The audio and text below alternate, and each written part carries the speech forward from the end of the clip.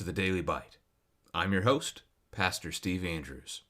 Today we get to read what's really a summary chapter with Joshua chapter 12. Now these are the kings of the land whom the people of Israel defeated, and took possession of their land beyond the Jordan toward the sunrise, from the valley of the Arnon to Mount Hermon, with all the Arabah eastward.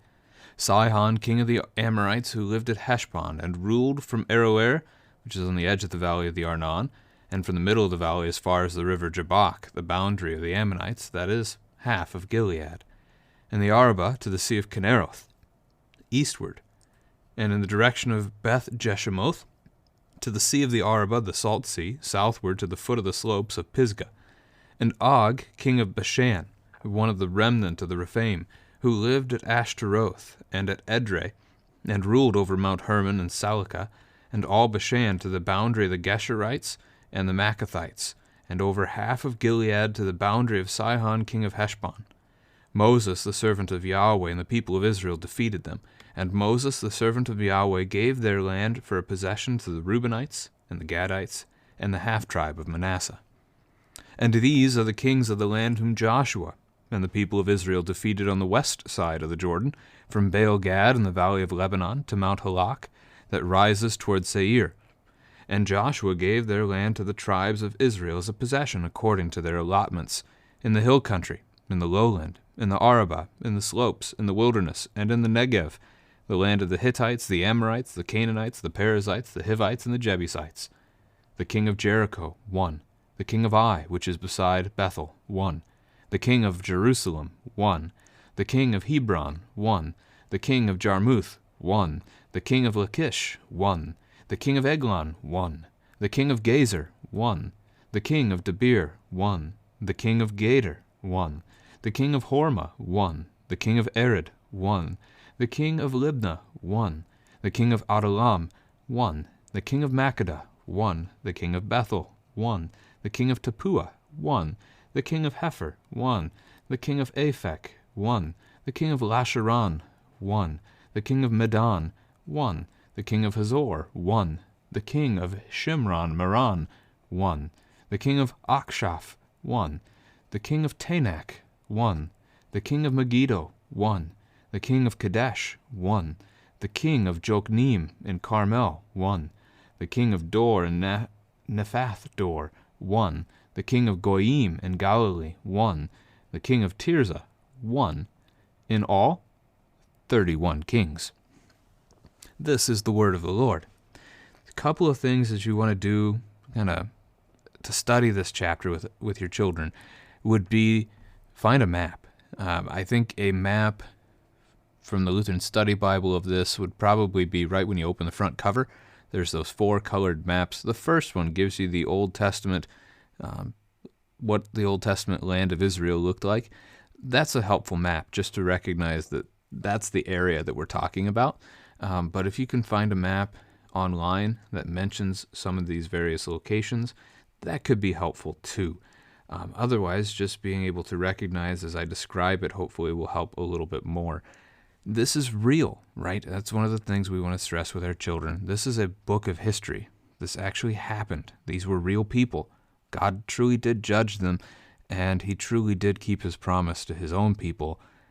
It's history. And that's important to us. So the other thing that you might want to do, might be a thing to do with especially small children, as you read through that second section, the kings Joshua defeated, and each one is labeled 1, have your children count them, right? So you're reading it out loud, dad's reading, mom's reading, and the kids hear 1, and they're like, 1. And then the next king, you say 1, and they add to the total, right? They count to 2. And it just might be a good way for them to follow along and some reading comprehension there for that. All right. Now, as you look at the first section, it's really divided into 2. Here's what happened on the east side of the Jordan River under Moses before Moses died, and here's then what happened on the west side of the river under Joshua's leadership. So with the section about Moses, this is really just a reference back to Numbers chapter 21, where we see the Israelites defeating Sihon and Og, the 2 kings of the Amorites, as they're often called. From the depiction that we have here, basically, these 2 kings ruled over everything in the immediate vicinity around the sea, the Salt Sea, the Jordan River, and the Sea of Kinnereth to the north. So that's a location that's easy to find on a map, right? The Dead Sea today, the Jordan River is still called that, and then it is called the Sea of Galilee, just as it was in New Testament times, but it was the Sea of Kinnereth in the Old Testament, and it was the Salt Sea in the Old Testament. But locate that on a map, and then everything, go 10, 15, 20 miles out to the east, maybe a little more than that. Everything in that vicinity, basically, is what's being described here. The first mention, right, they take the land beyond the Jordan toward the sunrise, so to the east, from the valley of the Arnon. The Arnon River comes off of the Dead Sea about halfway up, or halfway down, depending on which way you want to be considering it. So it's off the east of the Dead Sea, the Salt Sea, halfway point. So it's from there, and then it goes all the way up to Mount Hermon. Mount Hermon is, that's all the way up in Syria, to the north, past the Sea of Kinnereth. It's about 15 miles to the west of what we know of as the city of Damascus, to give you some perspective there. And then from the Arabah eastward, Arabah is a reference to the land that goes from the Salt Sea or the Dead Sea. So if you look at the southern edge of the Salt Sea and you draw a line to the Gulf of Aqaba, so the Red Sea that the Israelites crossed on dry ground, it has the two gulfs coming up out of the top of it like bunny rabbit ears. The right one of those is the Gulf of Aqaba. So draw a line to connect the Gulf of Aqaba up to the Salt Sea on your map, and that is kind of the area known as the Arabah. So these are the kings that ruled over all of that kind of territory. First is mentioned Sihon, so he's going to be the one who rules what's going to end up sounding like the southern part of this. So from the valley of the Arnon, we talked about being halfway point of the Dead Sea there, up to the river Jabbok, which is probably 30 or 40 miles north. The Jabbok River flows, I guess it probably goes into the Jordan River, but it's off the east side of the Jordan River, and it is, that's 30 to 40 miles, probably a good guess. It connects a little lower on the Jordan River than that, but it ends up, like the path of the river doesn't go straight away from the Jordan. It doesn't run perpendicular, although most of it does. The first of it kind of goes northward, and then it cuts over. So if you've got a map in front of you, it's probably easier to picture than what I just said. But look at a map, right? And then down in verse 3, from the Arabah to the Sea of Kinneroth, eastward. So this is, again, everything to the east of the Jordan River is what's being pictured here, stretching all the way down even a little past the Salt Sea. And then you get the king of Bashan, Og, also Numbers 21, they defeat him. He's mentioned as being part of the Rephaim. Not a lot of mentions of the Rephaim in Scripture. They actually do appear, though. So we have a list here in verse 8 of the tribes in the Promised Land, the Hittites, Amorites, Canaanites, Perizzites, Hivites, and Jebusites, 6 of them. The Rephaim are mentioned in that list back in Genesis 15, where God talks about how he's going to drive these people out and give the Promised Land to the descendants of Abram. They're added into that list there, and they're not the only ones either. So that's the first time the list actually appears, and it includes the Rephaim, and it included 3 tribes that starts with the letter K, like the Cadmonites and the Kenites and the Kenizzites, I think are the names of them. So you have those on that list back then, and those don't make any of the future lists. But so they appear to be tribes that no longer existed or were on the way out already by the time of Israel's wilderness wanderings. But there's an exception here. The Rephaim were still living on the east side of the Jordan River until Moses and the Israelites defeated them in battle. So you get that same picture. He rules over Mount Hermon. That's the one that's all the way up to the north by Syria. Half of Gilead to the boundary of Sihon, king of Heshbon. So he sounds like he's got the northern side of things. Either way, Moses, servant of Yahweh, and Israel defeat them. God gave these two kings and their territory into the hands of Israel as a possession. And Moses then, Numbers 32, gives this to the Reubenites, Gadites, and half of Manasseh's descendants. They did not want to go into the promised land and instead took the land to the east. So that's the first half. The second half of the text, as you're reading this one through, again, this is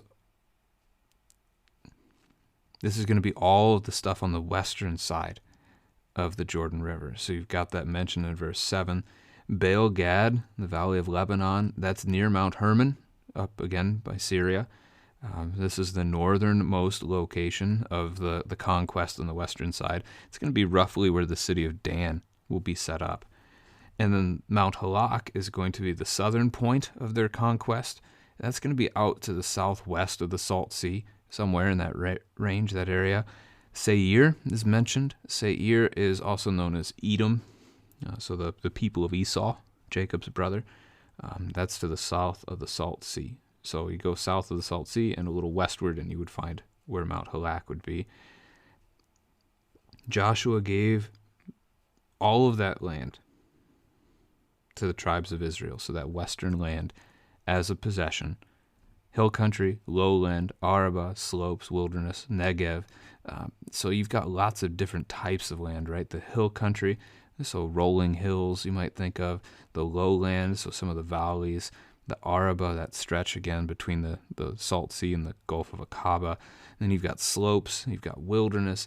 The Negev is the dry country. So you've got a variety of different landscapes almost that the people get to inhabit in this beautiful land that is flowing with milk and honey that the Lord has promised to give them.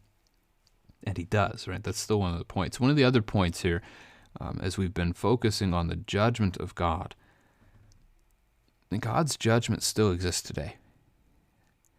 And so as you study these texts with your children, we're not going to go through all these kings because we've talked about these things already.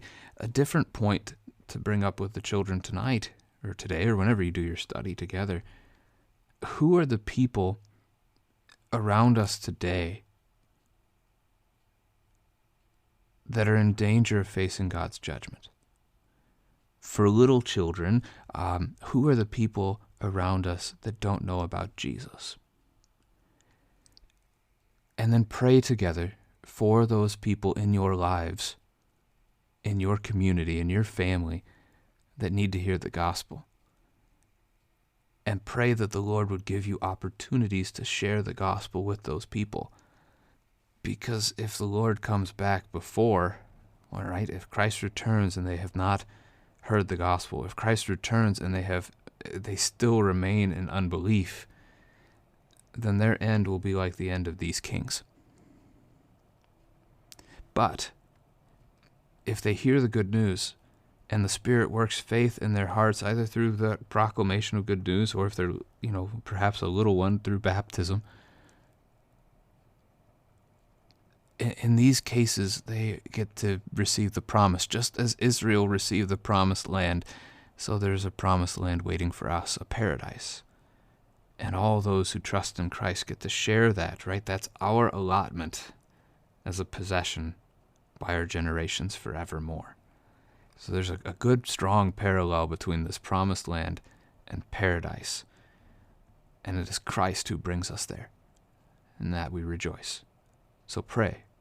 Pray for your family, pray for your neighbors, that they would know the Lord and be in paradise together someday.